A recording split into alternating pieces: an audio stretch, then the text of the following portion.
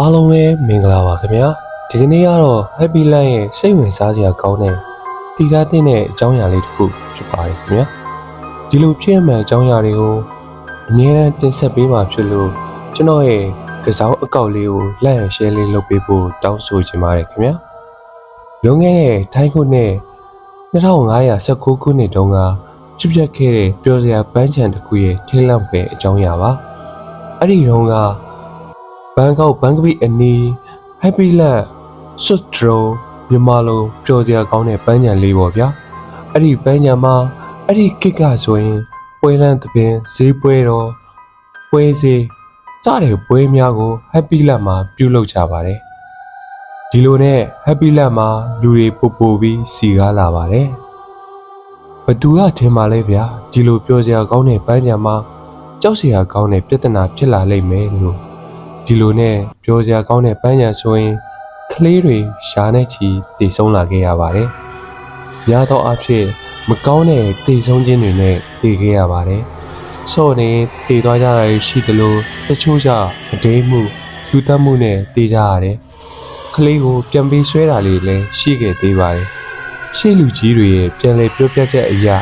ညအခါမှာမထင်မှတ်ပဲအဲ့ဒီပန်းခြံရှိရာပြတ်သွားရင်ကလေးတွေရဲ့စူညံတန်တွေရှီမောတန်တွေကိုကြားရတယ်။လူမရှိပဲစော့စရာတွေကလှုပ်ခတ်ရမ်းနေရမျိုးတွေတွေ့ရသေးပါတယ်။အဲ့ဒီလိုတွေကြောင့်လူတွေဟာ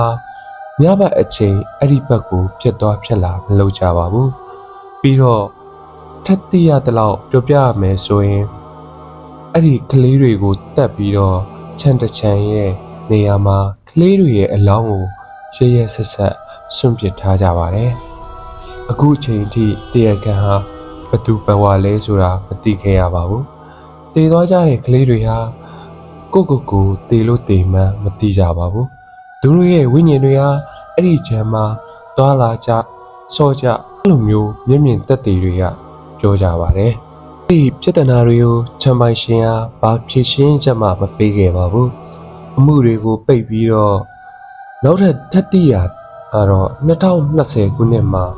ရဲတွေရဲ့စစ်ဆေးမှုအရကလေးငယ်တယောက်ဟာရောက်ကိုစီးနေတော့အပြင်တစ်ခုကိုသူခေါင်းထွက်ကြည့်မိလိုက်တယ်။အဲ့ဒီအချိန်မှာရဟဟာပြန်တမ်းဖို့အဆင်သင့်ဖြစ်နေပါပြီ။နောက်တော့ထိတ်လန့်စရာကတော့မထင်မှတ်ပဲကလေးရဲ့ခေါင်းဟာ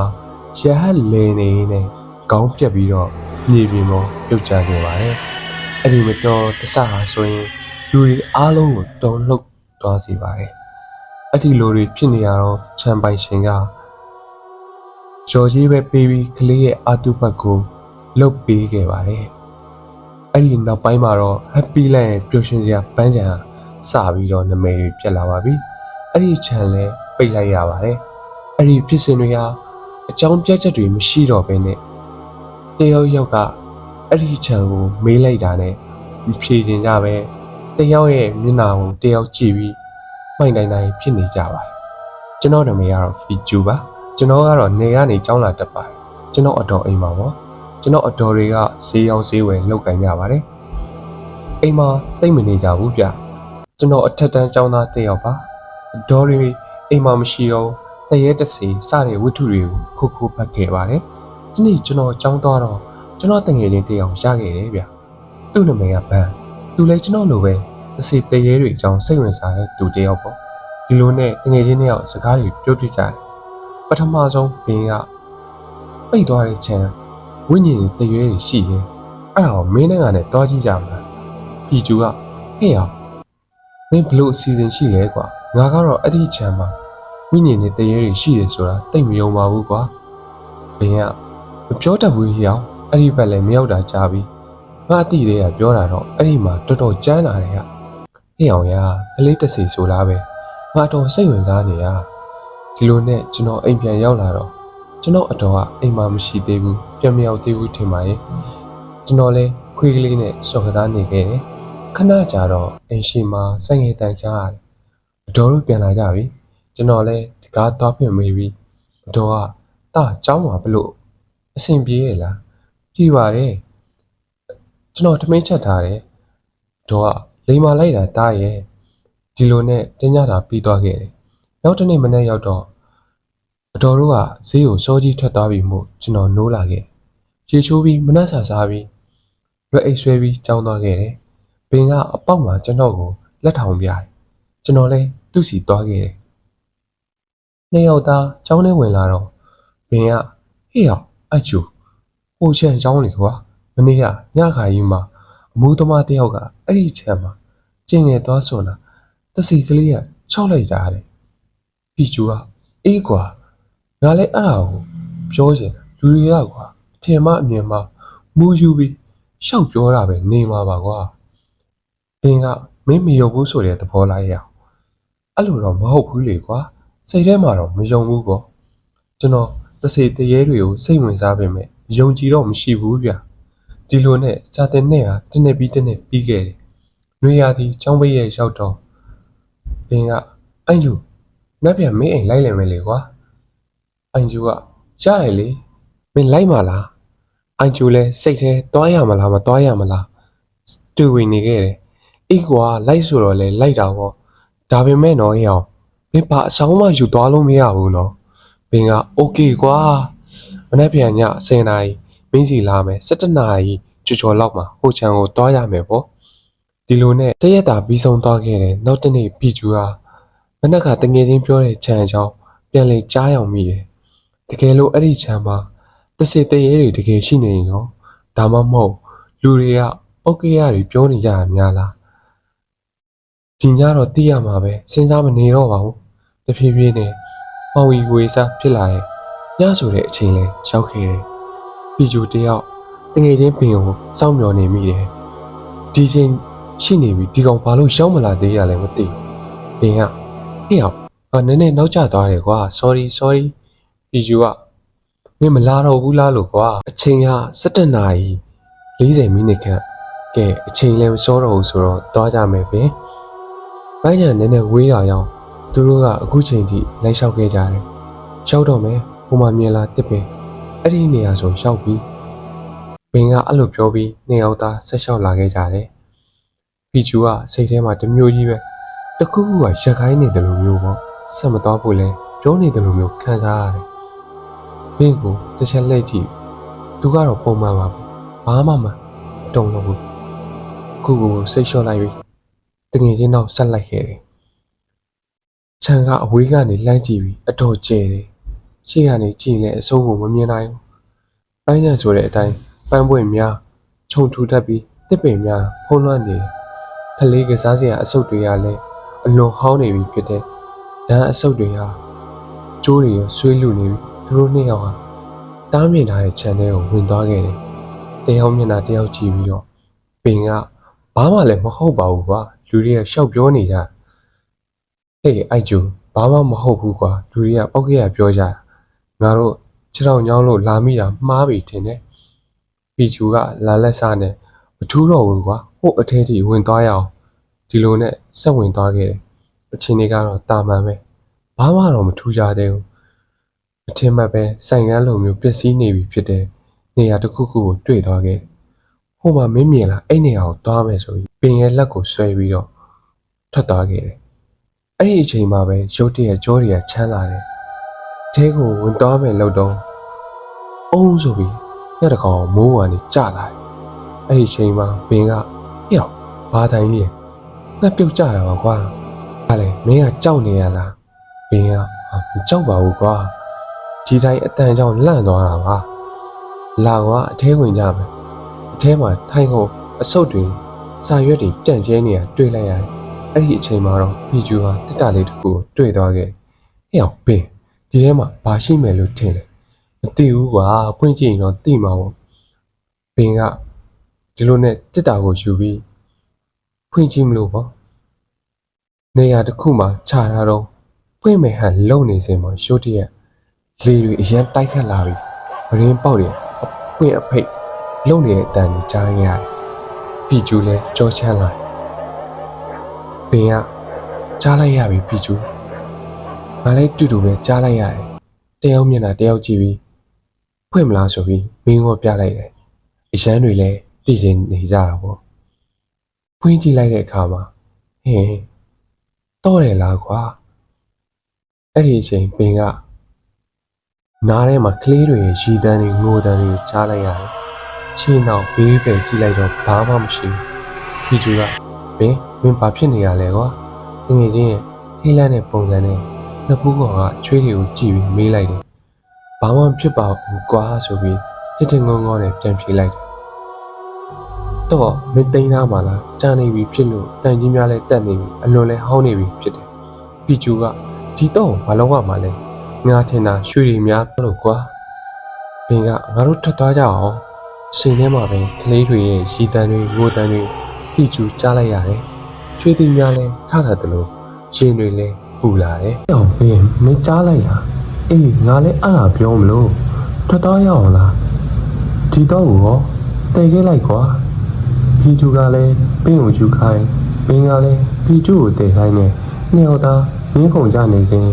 6နှစ်သားအရွယ်ယောက်ျားလေးတစ်ယောက်ကသူတို့စီလာနေတယ်ဟင်းလေဘင်းမှလည်းအရာကြီးနဲ့ပါလားအဲ့ဒီမှလည်းတွေးတွေနဲ့နှစ်ယောက်သားကြည့်နေစဉ်ကလေးကတော့လက်ညှိုးထိုးပြလိုက်တယ်ခဏလောက်ကျွန်တော်တို့လည်းကြောင်သွားတယ်ပြချူသည်အနောက်မှာရာတစ်ခုရက်နေသည်လို့ခံစားရပြီးလှည့်ချင်းမိလိုက်တယ်လူယောက်ျားကြီးတစ်ယောက်ကသူတို့ကိုပစိန်နဲ့ခုတ်ဖို့ရွယ်လိုက်တယ်အောင်မလေးဆိုပြီးတငယ်ချင်းလက်ကိုဆွဲပြီးထွက်ပြေးလာလိုက်တယ်သူတို့နောက်ကိုလိုက်လာတဲ့အဲ့လူအိုကြီးကဘင်းကဟေ့အောင်ငါတို့နောက်ကိုဆက်လိုက်တော့မှလားမသိဘူးဟေ့အောင်အဲ့သူတခုလုံးပြင်းနဲ့ထပ်ပေါက်ကိုရှာမတွေ့တော့ပါအန်ယူကလည်းငါတို့ဘယ်လိုလုပ်ကြမလဲကွာဘယ်ကနေဘယ်လိုထွက်မှန်းတော့မသိတော့ဘူးဟေ့အောင်လိုက်နေသေးတယ်ဟေ့အောင်မင်းလက်ထဲကတော့နဲ့သူ့ကိုပြစ်လိုက်ကွာဟာဖြစ်ပါမလားလူကြီးကလည်းတဖြည်းဖြည်းနဲ့သူတို့နဲ့အောင်နာရောက်လာခဲ့ဘင်းကငါမပြေးနိုင်တော့ဘူးဟေ့အောင်မင်းမသာပြေးတော့ငါအသေးခံလိုက်တော့မယ်မရဘူးဟေ့အောင်ငါတို့ကအတူတူလာတာအတူတူပြန်ထွက်ကြမယ်ဖီယူကပြောတယ်လူကြီးကလည်းသူတို့လိုက်နေတာမရက်ပါဘူးဘင်းလည်းမပြေးနိုင်တော့ဘဲနဲ့လဲကျသွားတယ်ဖီယူလည်းတငယ်ချင်းကိုမထားခဲ့ပါဘူးကြုံရများတဲ့အစုံလက်ထဲမှာပါလာတဲ့တော့နဲ့အဲ့ဒီလူအိုယောက်ျားကြီးကိုပြစ်ပေါက်လိုက်တယ်ချက်ချင်းပဲဆိုသလိုအဲ့ဒီလူအိုကြီးကပျောက်ခဲ့သွားတယ်ဖီကျူလည်းသူ့တကယ်ချင်းပန်ကိုဆွဲထူပြီးထွက်လာခဲ့တယ်လူကတကိုယ်လုံးချွေးတွေကိုရွှဲလို့အရန်လဲမောနေပြီအဲ့ဒီချန်ကနေတကယ်ချင်းနဲ့ရောက်အောင်ထွက်ပြီးသူကိုယ်တိုင်လည်းလဲချသွားတယ်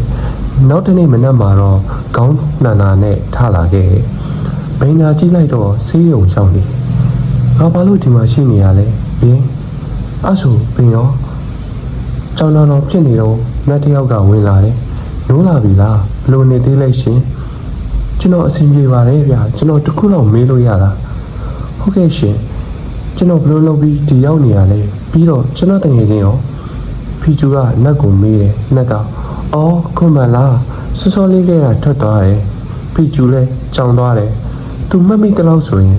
ဘင်ကသူ့ကိုကယ်ထုတ်လာဘာလို့များဆက်ဖြစ်လဲသူမသိတော့ဒီလိုနဲ့ကျွန်တော်ဘလို့ဖြစ်ပြီးဒီကိုရောက်နေရလဲဗျာနတ်ကခေါင်းမှာတခုခုနဲ့ထိခိုက်မိလို့လေဘာမှမမှတ်မိဘူးလားအဲ့ဒီချိန်မှာခေါင်းမှာပတ်တီစီရာမန်သူတတိထားမိသွားတယ်ဖီကျူကကျွန်တော်ခေါင်းကိုက်နေသေးလို့တေချာတော့မမှတ်မိသေးဘူးနတ်ကတော့ပြန်ဖြေတယ်ဒါဆိုရင်လည်းနားလိုက်အောင်လေဒီလိုနဲ့နတ်ကထွက်သွားပြီးဘာဖြစ်နေလဲဆိုတာကိုပင်ပြန်လာမှပဲမေးတော့မယ်လို့စဉ်းစားမိလိုက်တယ်လူတယောက်လာနေတဲ့အတန်ကြားလိုက်ရတယ်ပြန်လဲကြည့်လိုက်တော့ပင်ဖြစ်နေတယ်ပင်ကဟဲ့အောင်အယူပင်ဘလို့နေသေးလဲဖီကျူကငါအဆင်ပြေတယ်ခေါင်းလေးနဲ့ကိုက်ရုံပဲအေးအဲ့ဒါနဲ့မနေ့ကဘာတွေဆက်ဖြစ်လဲကွာဘာတွေဖြစ်ခဲ့တာတော့ကွာပင်ဘာမှမမှတ်မိသေးဘူးထင်တယ်တကယ်တော့ဖီကျူကပင်ကိုခြံထဲကနေပြီးတော့တွဲထွက်လာတာမှန်တယ်သူလည်းလဲကျသွားတာခေါင်းကိုတစ်တုံးနဲ့စောင်းမိတယ်လို့ဖြစ်သွားတယ်အလင်းရောင်ကလည်းတေးချမမြင်ရတော့သူ့ကိုယ်သူဘာဖြစ်သွားမှမသိဘူးနှိပ်သွားတာဖြစ်မယ်ပင်ကတော့အမောပြေပြီးထလာတယ်အန်ချူကိုတွေ့တော့အန်ချူတငယ်ချင်းကိုလှမ်းပုတ်လိုက်တယ်အစကတော့သူ့ကိုစတယ်ပဲထင်နေတာဖီကျူကနည်းနည်းလေးမှမလုပ်နေနေတယ်ပင်ကလန့်သွားတယ်တေးချကြည့်ကမှတငယ်ချင်းရဲ့ခေါင်းမှာတန်ရရနေတယ်မဖြစ်ဘူးငါဆေးရုံပို့မှဖြစ်မယ်ဘယ်လိုလုပ်ရမလဲမထူးဘူးကွာဆိုပြီးတော့တငယ်ချင်းလက်ကိုတွဲပြီးဆေးရုံပို့မယ်လှုပ်နေတော့လမ်းမကြီးပေါ်မှာဆိုင်ငယ်တစ်စီးလျှောက်လာတယ်သူကတားလိုက်တယ်ကံကောင်းထောက်မှအဲ့ဒီဆိုင်ငယ်ကလည်းသူ့အတိဖြစ်နေတော့ အားကိုတကြီးနဲ့ဆေးရုံကိုတင်လိုက်တယ်ဘင်းကိုယ်တိုင်ကအိမ်ကျအိမ်ကိုအကြောင်းကြားပြီးဆေးရုံကိုလိုက်သွားခဲ့တယ်ပြည်ချောင်းကုန်စင်ကိုဘီကျူကပြပြလိုက်တယ်နောက်ပြီးခြံထဲမှာလူအိုရုပ်ရှားကြီးလိုက်တော့သူတို့တတိမထားမိတာကိုကျေးဇူးတင်လိုက်မိတယ်ဘီကျူကရပါတယ်ကွာမင်းလည်းငါ့ကိုကယ်ခဲ့တာပဲလေဒီလိုနဲ့အတော့စီရောက်လာတယ်တာဘလို့နေသေးလဲဘာတွေအဲ့လောက်တော့စော်ထားရလဲတားရဲ့တန်ကောင်းလို့ဘာမှသိမ့်မဖြစ်တာနဲ့မေကိုငါဘလို့ပြောရမလဲမသိတော့ဘူးဆိုပြီးညှိတွားနေတယ်သူတို့နှစ်ယောက်တယောက်မျက်နှာတယောက်ကြည့်ပြီးဘာမှဆက်မပြောခဲ့ဘူးဟိုချမ်းနဲ့ဟိုချမ်းသွားတယ်ဆိုတာဘယ်သူမှမသိဘူးဒီလိုနဲ့ဘီကျူကနောက်တစ်နေ့ဆေးရုံမှာဆင်းရပြီးတငယ်ချင်းကိုနှုတ်ဆက်ပြီးသူ့နယ်ကိုပြန်တော့မယ်ဘီကျူကသူ့စိတ်ထဲမှာစဉ်းစားမိလိုက်တယ်ဟိုချမ်းအကြောင်းပေါ့အဲ့ဒီတော့ကိုသူတို့ယူလာမိလိုက်ရင်လူကိုယူချကြီးကလိုက်လာပြီးအဲ့ဒီတော့ကဘာတော့များလဲပေါ့6နှစ်သားကလေးနဲ့ဘာများပတ်သက်နေလဲသူစဉ်းစားနေမိတယ်အဲ့ဒီအချိန်ယထာကရောက်လာခဲ့တယ်ကျောင်းမှာပါတဲ့ကျိုးကုတ်အိတ်လေးကိုတစ်ချက်ကိုင်းလိုက်ပြီးယထာပေါ်တက်လိုက်တယ်ခေါင်းထဲမှာအဲ့ဒီခြံချောင်းကိုထုတ်လို့မရပါဘာဖြစ်ဖြစ်ဒီလောက်နဲ့ပဲရက်တင်ပြီးကိုယ့်ရဲ့စူးစမ်းလို့စိတ်ကြောင့်အသက်သေးလို့နှီးပါဖြစ်ခဲ့ရတာဆိုတော့အပြင်ကိုတစ်ချက်ကြည့်လိုက်တယ်တပိန်တွေများအရွက်6တွေကျွေကြတချို့ပင်တွေစိမ့်လန်းဆူပြီးနေစေဖီကျူကတစ်ချက်ပြုံးလိုက်တယ်ဒီစာဖတ်နေစာဖတ်သူတွေရဲ့စိတ်ထဲမှာတော့ဘယ်လိုနေလဲဗျာဒီဖြစ်ရက်ကလွန်ခဲ့တဲ့နှစ်ပေါင်း50ကျော်လောက်ကဖြစ်ပျက်ခဲ့တာအလွန်ကြာခဲ့ပါပြီအခုတော့ကျွန်တော်တို့ရဲ့ Happy Life ခွန်လိုက်ကြီးဟာဈေးရောင်ဈေးဝယ်သူတွေနဲ့စီကားနေတဲ့တိုက်ပဲဖြစ်ပါတယ်ဒါတော့နေသူများအားလုံးကိုကျေးဇူးတင်ပါတယ်ခင်ဗျာလေးတို့စိတ်အထင်ကိုအောက်ကကောမန့်လေးထဲမှာဝင်ရေးပေးလို့ရပါတယ်ခင်ဗျာ